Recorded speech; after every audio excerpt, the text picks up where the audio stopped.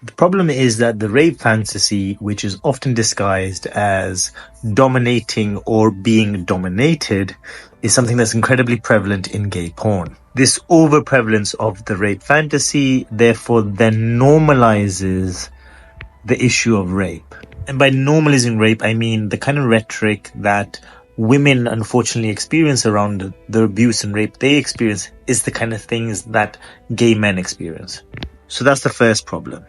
The second problem is that gay men are still men, and therefore they still hold a lot of patriarchal norms in which men are expected to have sex. They're expected to take sex, which becomes very dangerous because you feel you are entitled to sex, irrespective of consent.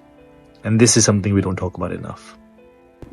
The third issue is that young LGBTQ people are incredibly vulnerable to abuse because they're having to navigate and discover their gender and sexual identity on their own. Having to learn about sex through porn or through dating sites is then what makes them vulnerable to predators.